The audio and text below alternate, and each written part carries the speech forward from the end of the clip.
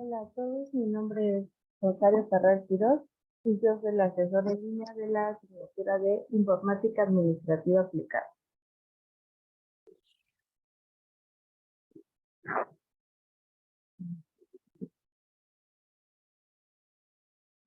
Bueno, pues vamos a comenzar. ¿Cuáles son los temas que vamos a tratar? Son los antecedentes históricos, vamos a hablar sobre derechos de autor, aplicaciones del uso de software y seguridad y auditoría en sistemas. Pero, ¿cuál es el objetivo general de la asignatura? Conocer aspectos básicos sobre las aplicaciones del uso de software y sus implicaciones legales, identificando las ventajas del manejo de la información para propiciar un óptimo impacto en la toma de decisiones dentro de una organización. A lo largo de, pues no solo de esta asignatura, sino de la carrera, vemos lo fundamental que puede llegar a ser un software, un sistema de información, alguna aplicación para la toma de decisiones de la empresa. Entonces creo que uno de los puntos más fuertes para el software o para los sistemas de información justamente es esto, el apoyo o la importancia que recae, la responsabilidad, perdón, que recae para la toma de las decisiones dentro de las organizaciones. Bueno, pero primero vamos a ver cuáles son los antecedentes históricos, dónde surgió, cómo es que llegamos el día de hoy a ahorita a unos software administrativos tan potentes, ¿no? Como sabemos en la informática, en la prehistoria, el hombre estaba muy preocupado por dominar la tierra, ¿no? Después de vivir en conjunto o en sociedad, cuando surge la primera necesidad del hombre fue la comunicación al vivir en sociedad. Una vez que ya podía comunicarse o que esto ya era algo habitual, llega la segunda necesidad: administrar. Por eso es que desde la prehistoria se encuentran o se han encontrado vestigios de huesos con marcas, pero con marcas donde ellos llevaban una administración. Incluso hay marcas en los huesos donde ya viene un registro como una tipo, y digo tipo porque me queda claro que no se llamaba así en su momento, ¿no? Una recta numérica, tenían un sistema métrico. Entonces el cálculo, la administración empezó desde la prehistoria y el antecedente se tiene, bueno, con los restos de huesos de animales.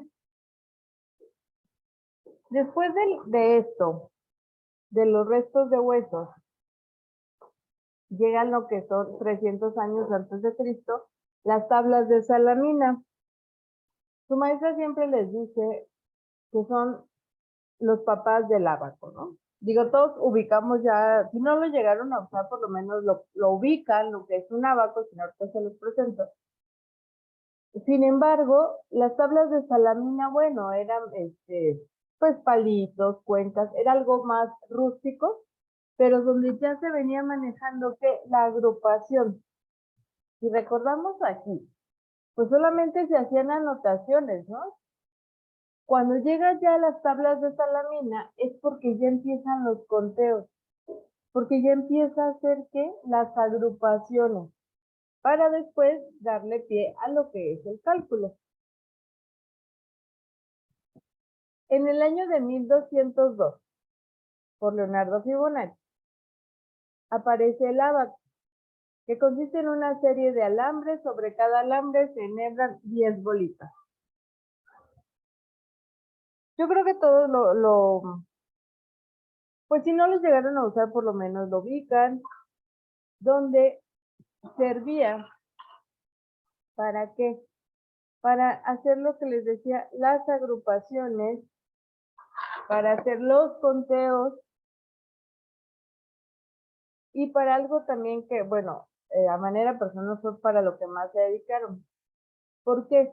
Porque a comienzos del siglo XVI surge todo esto lo que yo les conté que hacían aquí, que encontraron el sistema métrico, que empezaron a utilizar las tablas de Salamina, que encontraron un ábaco, lo hacían ¿con qué? Con números romanos, con el sistema numérico romano. Si ustedes recuerdan cómo se escriben los números romanos, son que con letras. Llega un momento en que es a veces un poco complicado la lectura de estos números. Ahora imagínense hacer cálculos con números y letras, con números en letras más bien. Tenían que hacer las operaciones. No solamente es que fueran un poco más complicadas, sino que los resultados no eran tan exactos. Por eso es que se pasó al sistema decimal. El sistema decimal que no solo nos permite que las operaciones sean de una manera más rápida, sino que nos permite que nuestros resultados sean más exactos. El sistema decimal es el sistema numérico que hasta el día de hoy utilizamos. ¿Por qué les decía yo del ábaco? Porque sí nos ayudaban a decir lo que es una decena, a hacer sumas, a hacer restas. Sin embargo, ya se utilizaba para ubicar las unidades decimales. Con esto nos ayudaban a la unidad, la decena, la centena, la unidad de millar, la decena de millar. Para eso nos servía mucho. La verdad es que creo que después, yo no recuerdo, digo a manera personal, no recuerdo haber hecho tantas operaciones de sumas y restas con el ábaco. Sin embargo, sí recuerdo muchos ejercicios sobre ubicar las unidades decimales del sistema numérico. Y bueno, pero si ustedes recuerdan, o si ustedes se imaginan que están haciendo operaciones con este ábaco, están en su escuela, están en su mesa, en su butaca, ¿qué pasa cuando un compañero jugando o sin querer o va llegando y cuando cargamos esa mochila enorme, ¿verdad? De las 3000 libros y sin querer golpea tu ábaco y se cae al piso? Ya no sabes en qué ibas, ya no puedes saber qué había sumado, qué no había sumado, porque se pierde completamente tus operaciones. No nos guardaba ningún resultado. Ah, pues ¿qué crees? Que en el año de 1657 aparece que la Pascalina. Vamos a ver de qué trataba la Pascalina.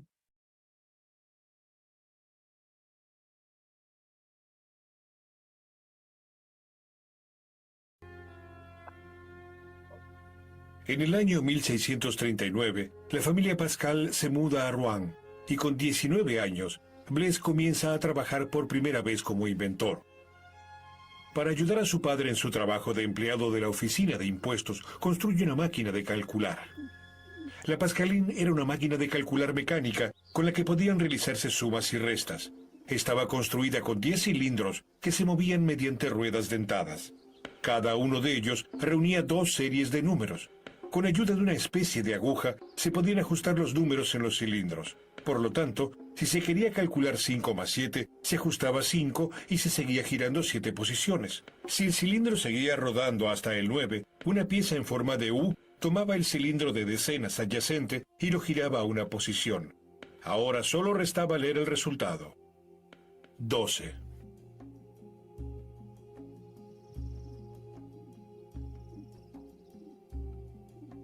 Durante 10 años, Pascal trabaja en el perfeccionamiento de su invención. También intenta vender la máquina, pero ninguno de los 50 ejemplares producidos funciona de manera confiable. A finales de la Guerra de los 30 años, no era posible fabricar ruedas dentadas con la precisión requerida. Esto hacía que los componentes de esta compleja máquina se trabaran constantemente, lo que obligaba a menudo a desarmarla completamente para repararla. El comienzo del fin del éxito comercial para Pascal. En una oportunidad presentó su máquina ante Cristina, la reina de Suecia, pero no tuvo éxito. Sin embargo, la máquina resultó ser un modelo de muchos de los futuros aparatos de cálculo mecánicos.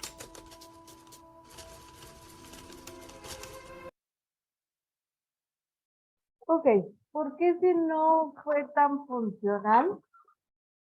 ¿Por qué se considera como un antecedente histórico?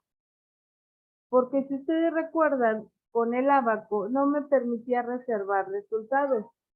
A final de cuentas sí me permitía hacer algunas operaciones, sumas y restas, pero no me permitía reservar ningún resultado.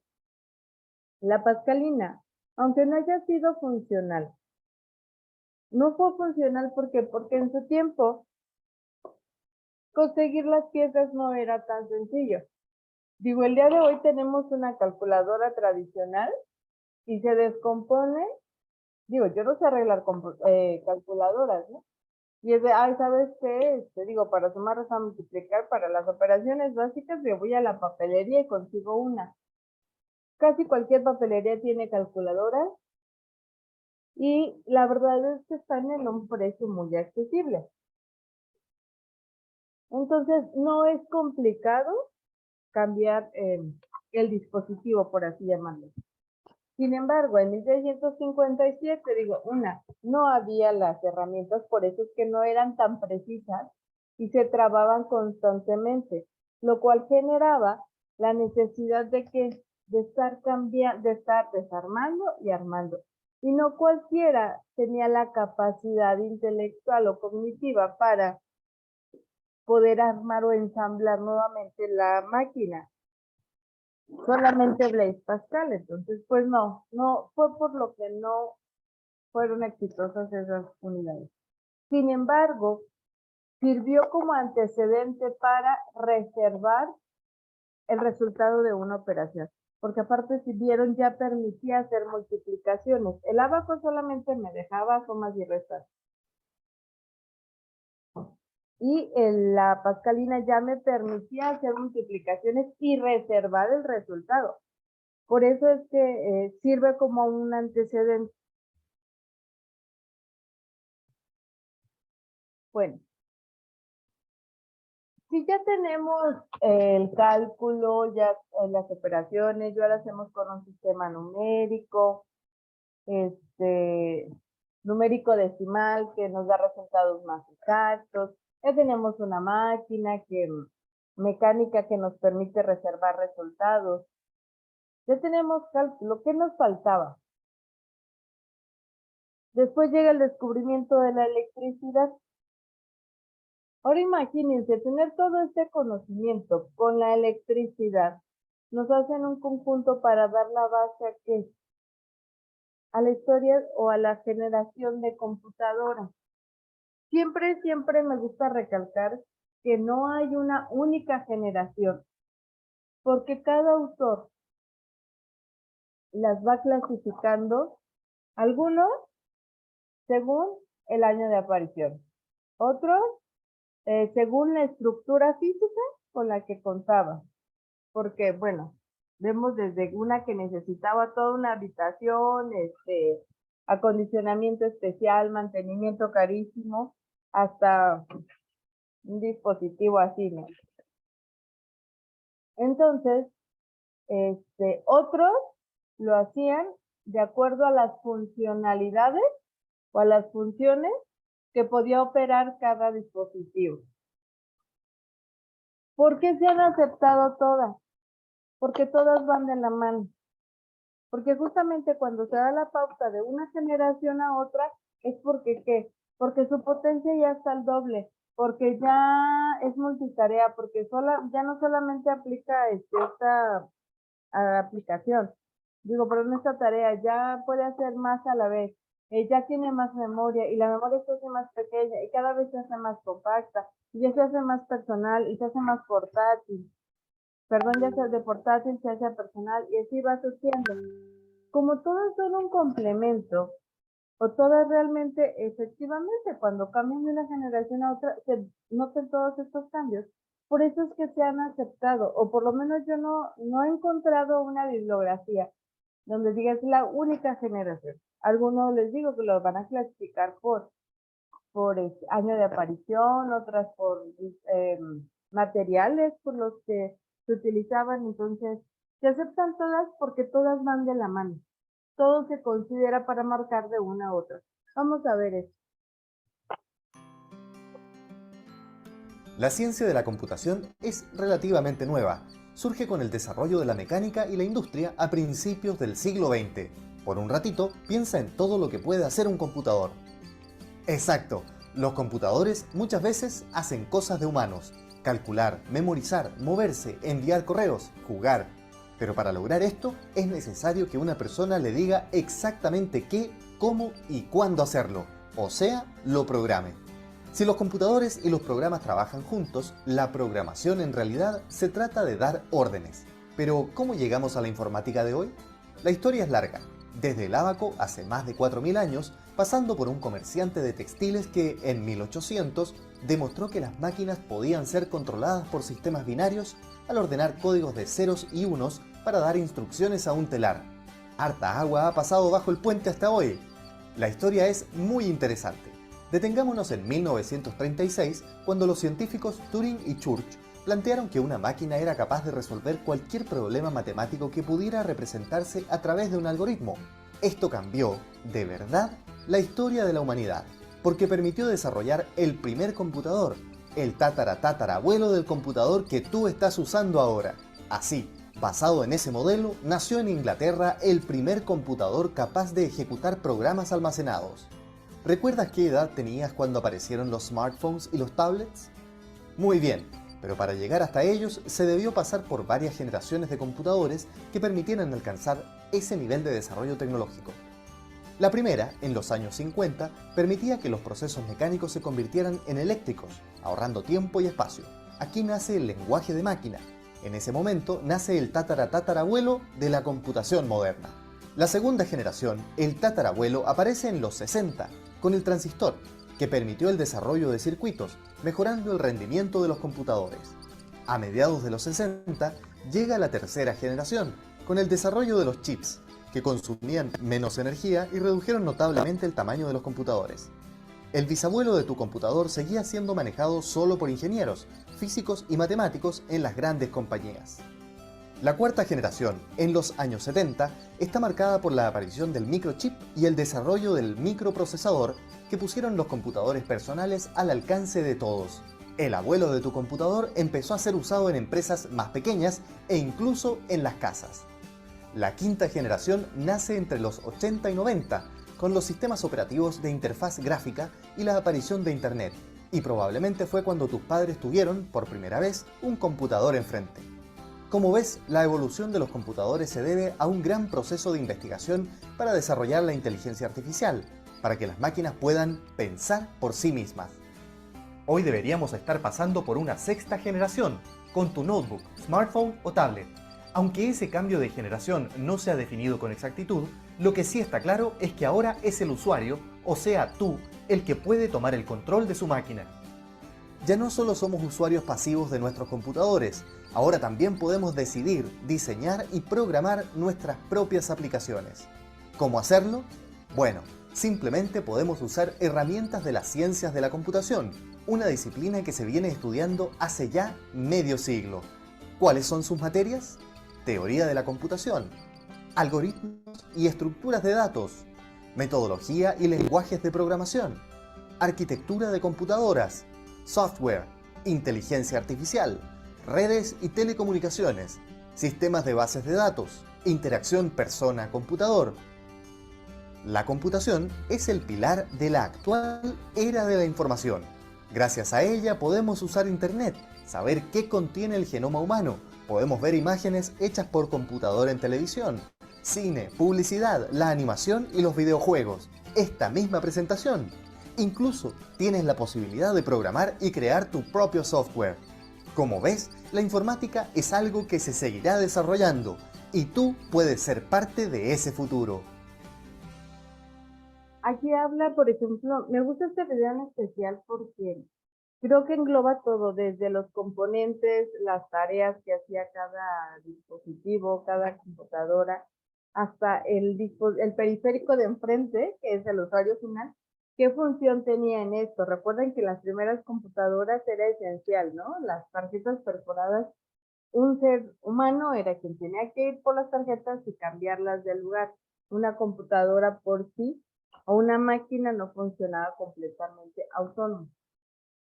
Entonces, cuando dice que no está descrita tal vez una sexta generación. La verdad es que ya debería de estar apareciendo en las nuevas bibliografías, porque aparte creo que a raíz de la pandemia, todos aquellos que no, que dicen, ay, no, a mí el celular es para llamar. Yo no podía estar mandando ahí mensajitos o videos pues no.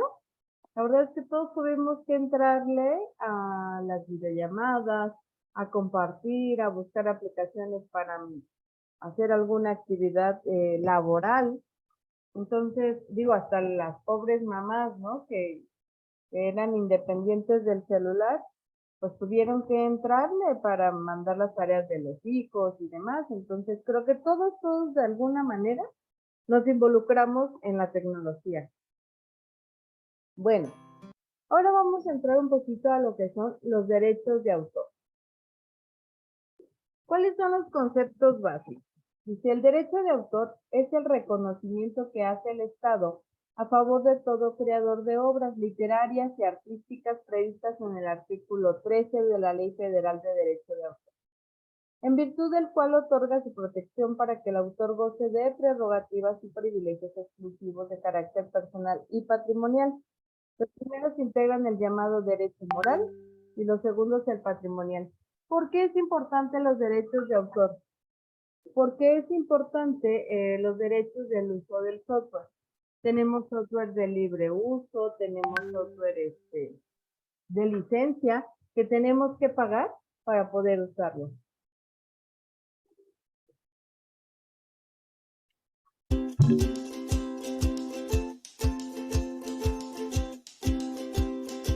Todo comienza cuando una idea se concreta en un proyecto y da como resultado una obra.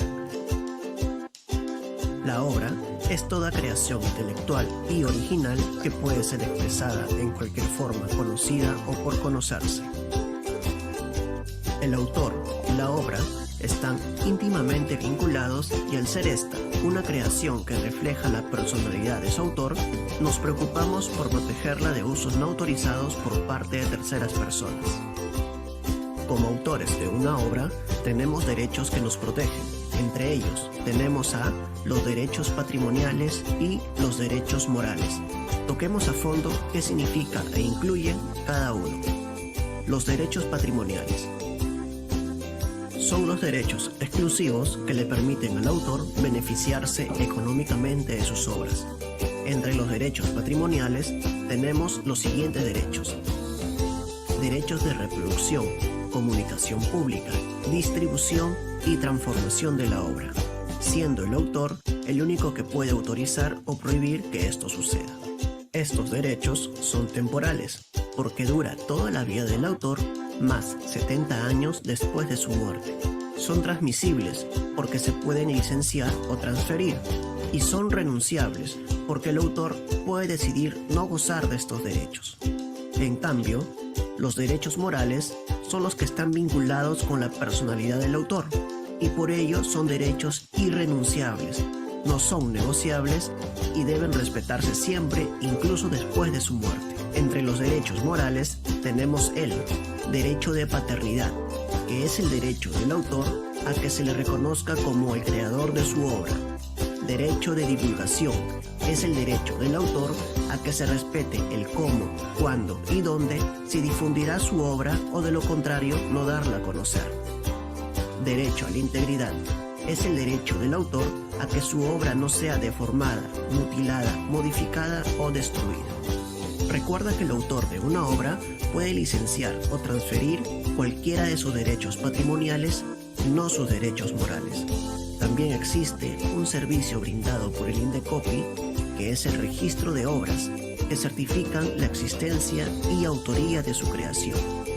Si bien el registro de una obra no es obligatorio, el mismo ayudará a dar a conocer ante terceros quién es el autor de la obra.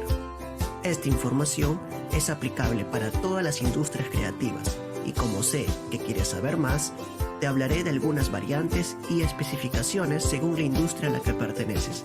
Eso significa que este video continuará. Aquí podemos notar la diferencia entre los derechos patrimoniales y morales. Dentro de las aplicaciones del uso de software, vamos a destacar estos 6 puntos. Facilita el manejo de la información de forma precisa y oportuna. Recuerden que les he estado remarcando la importancia del software, de los sistemas de información para la toma de decisiones dentro de las organizaciones, porque ya que la información debe de ser oportuna. Entonces, siempre les he dicho, una base de datos, si no te sirve para tomar decisiones, da lo mismo que tengas almacenado cientos y cientos o miles de gigas de información, a que no tengas nada, si no puedes utilizarla para tomar decisiones o para hacer un análisis. 2. Análisis de información en tiempo real, bueno, van de la mano. Elimina datos y operaciones innecesarias para agilizar procesos. Digo, aquí ya en otra asignatura van a ver la importancia de la validación de los datos o de la información, porque eso previene el no saturar las bases de datos con elementos basura o para homologar información, lo cual permite un análisis mucho más rápido. Predicciones futuras, bueno, es parte de la toma de decisiones. Al optimizar la gestión de los procesos, aumenta la productividad de los empleados. 6. Ayuda a mejorar la contabilidad y las ventas. Y ahora vamos a ver algunas aplicaciones que se utilizan dentro de las organizaciones o de la ofimática, de las más comunes.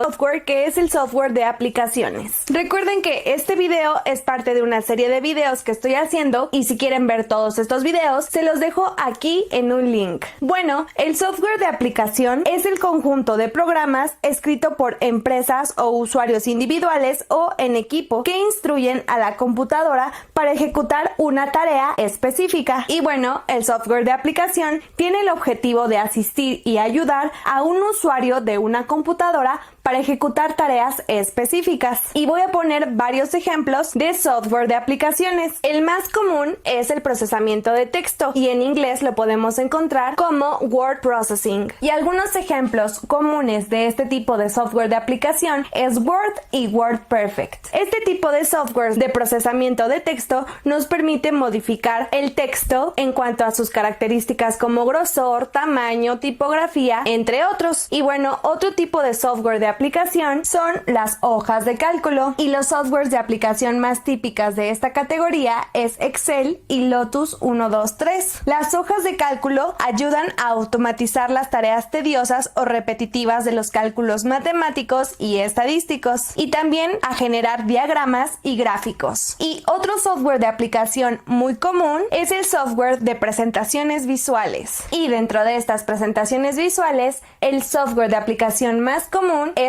PowerPoint. Y bueno, otro software de aplicación podría ser Access o Oracle para crear base de datos que ayudan a crear archivos y registros de los datos. Estos softwares, que son los más comunes y muchos más, se pueden comprar por CD o DVD o inclusive bajar de la red de internet. Y para tener estos tipos de software es importante revisar que sea compatible con la computadora y con el sistema operativo. De esta manera, el software de aplicación y el que vimos en el video pasado, los softwares del sistema, como el sistema operativo, son softwares que están relacionados entre sí, de modo que los usuarios y los programadores puedan hacer así un uso eficiente de la computadora. Y bueno, existe una gran diversidad de softwares de aplicación para todo tipo de actividades, desde modo personal, negocios, navegación, hasta manipulación en internet. Y bueno, para resumir todos los anteriores videos, podemos decir que los lenguajes de programación sirven para escribir programas que permiten la comunicación entre el usuario y la máquina, es decir, la computadora. Y los programas traductores, como los compiladores o también llamado intérpretes, convierten las instrucciones escritas en lenguaje de programación en instrucciones escritas en lenguaje máquina 0 y 1 bits, que es el lenguaje que entiende nuestra computadora. Y bueno, también es muy importante diferenciar entre el acto de crear un programa, un software, y la acción de la computadora cuando ejecuta ejecuta las instrucciones del programa. Es decir, la creación del programa se hace inicialmente en papel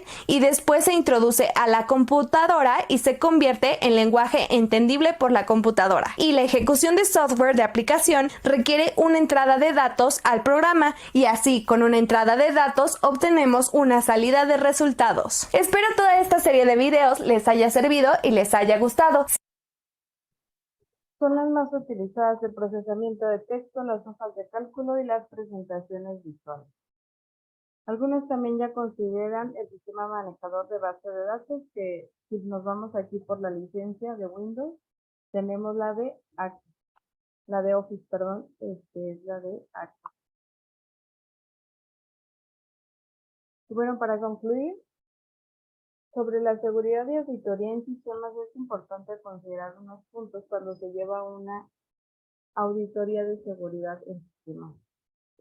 Hay un resumen de 7 pasos que son los esenciales para considerar. 1, para considerar llevarla a cabo, y 2, cuándo la están llevando a cabo, qué puntos son los que tienen que utilizar de referencia. 7 pasos para la auditoría de seguridad de sistemas. Paso número 1. Seguridad física. Este hace referencia a las barreras físicas y mecanismos de control en el entorno de un sistema informático para proteger el hardware. Ojo aquí, todo el mundo piensa que auditoría en sistemas es nada más el software, que solamente nos tenemos que preocupar que no le caiga un virus, que no se vaya a perder la información, pero creo que en pocas ocasiones se considera también el hardware. Es importante revisar el entorno, porque luego ahí es donde está nuestro foco rojo en cuanto a seguridad. De amenazas físicas. La seguridad física se complementa con la seguridad lógica. Cuando hablamos de proteger el hardware de amenazas físicas, nos referimos a las producidas por el hombre o la naturaleza, entre ellas los desastres naturales, los incendios incidentales, la humedad e inundaciones. También amenazas ocasionadas involuntariamente por personas o acciones hostiles como el robo, fraude o sabotaje. Cerrar con llave el centro de cómputo, tener extintores para eventuales incendios, instalación de cámaras de seguridad, contar con guardia humana, realizar un control permanente al sistema eléctrico de ventilación y, sobre todo, realizar las copias de seguridad en dispositivos externos a los que tenemos guardada la información son algunas de las acciones de seguridad física que pueden funcionar. Seguridad de redes. Si bien la seguridad física es importante, no menos lo es la seguridad de las redes. Debemos tener en cuenta que en los entornos multiusuario, el sistema está más propenso a ataques externos. Aquí debemos tener en cuenta si la red física es segura o está en peligro de conexión no autorizada, quién, además del personal autorizado, podría tener acceso a la red, se conoce y se confía los puntos donde se gestionan las conexiones, tenemos los demás sistemas de la red física securizados, qué tan vulnerable es nuestro sistema y verificar si el tráfico de red es aprobado o no.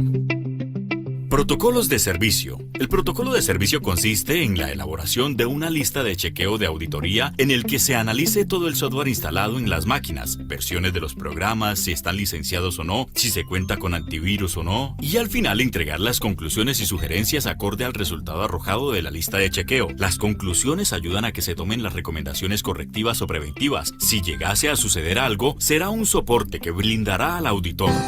Seguridad del usuario. Esta varía mucho dependiendo del sistema que se esté usando, ya que puede ser una máquina a la que acceden pocos usuarios o, por el contrario, un sistema como la app de transacciones bancarias al que acceden múltiples usuarios a la vez. En este último caso, es recomendable desarrollar un método estándar para la creación y mantenimiento de cuentas de usuario en el que se establezcan políticas de uso claro, como por ejemplo limitar la cantidad de recursos a utilizar, los inicios de sesión y cantidad de espacio en disco, entre otras. Esto para evitar que por descuidos, sin experiencia y otro factor, se llegue a acabar con el sistema o la información.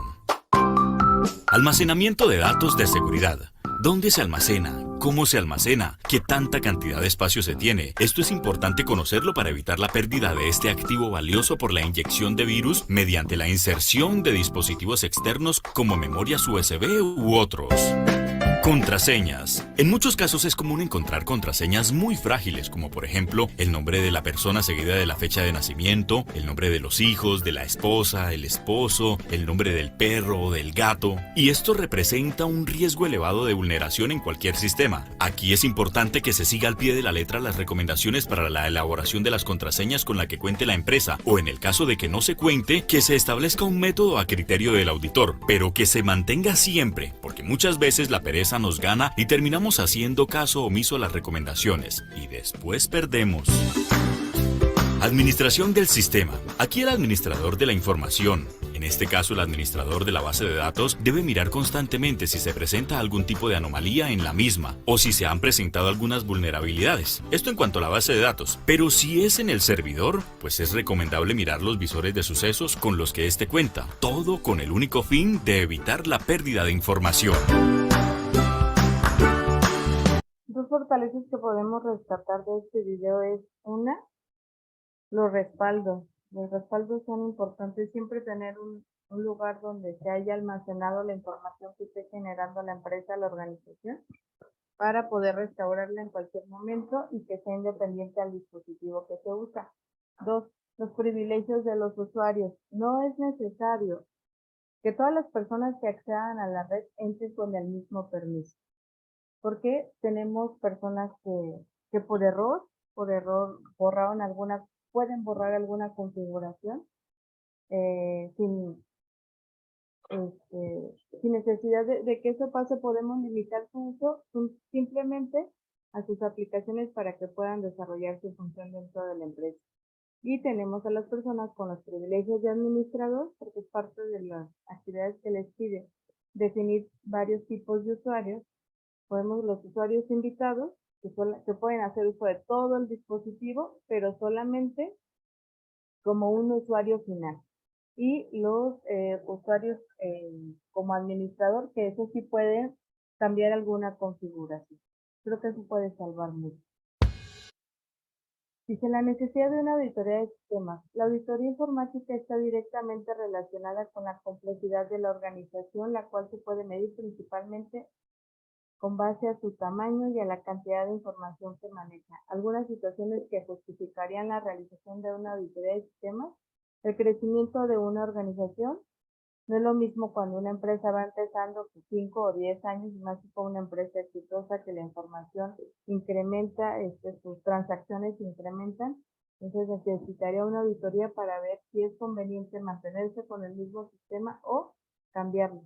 Lo que nos lleva al segundo punto, los sistemas obsoletos o la falta de controles. Bueno, cualquier duda o comentario me encuentran en la plataforma de la universidad o en el correo rcred@unisam.edu.mx. Muchas gracias.